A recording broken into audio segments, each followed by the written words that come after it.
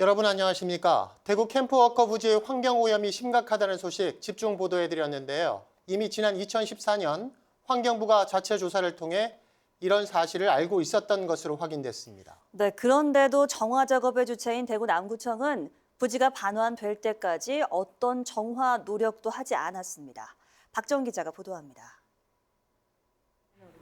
TBC가 정보공개 청구를 통해 확보한 지난 2014년 환경부의 캠프워커 주변 지역 환경 기초조사 결과 보고서입니다. 캠프워커 주변 토양에서 기름 유출로 인한 오염 정도를 나타내는 석유계 총 탄화수소가 킬로그램당 최대 2,900mg이 검출됐습니다. 주거용지나 학교, 공원 용지에 적용되는 유해 물질 기준치의 6배에 이릅니다. 환경부는 이에 대해 캠프워커 내부의 오염원에서 유출된 것으로 판단했습니다.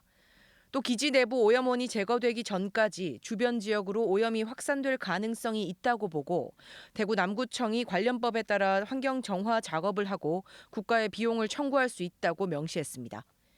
5년 뒤인 2019년 조사에서도 캠프워커 주변 지역 토양에서 기준치를 초과한 기름 오염과 카드뮴 등 중금속이 확인돼 정화가 필요하다고 거듭 밝혔습니다.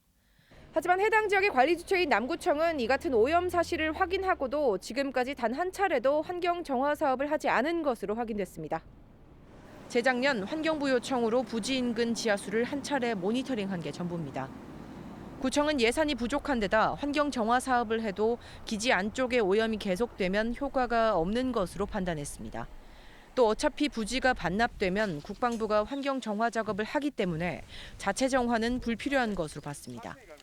주한미군 부대가 반환이 되면 국방부가 부지 내뿐만 아니라 주변 지역에 대해서도 오염 정화를 수행하도록 되어 있습니다. 지자체에서 이중적으로 오염 정화를 할 필요가 전혀 없었습니다. 그러나 용산 미군 기지 주변에서 20년째 자체 오염 정화 작업을 하고 있는 서울시 등은 그 비용을 정부에 청구하고 있습니다.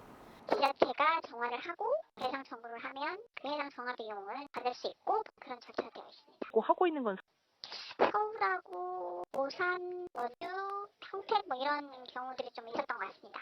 결국 이미 오염 사실을 알고 있었고 정화 작업이 필요하다는 환경부의 조사 결과까지 나왔는데도 남구청은 부지가 반환될 때까지 7년 넘게 손을 놓고 있었습니다.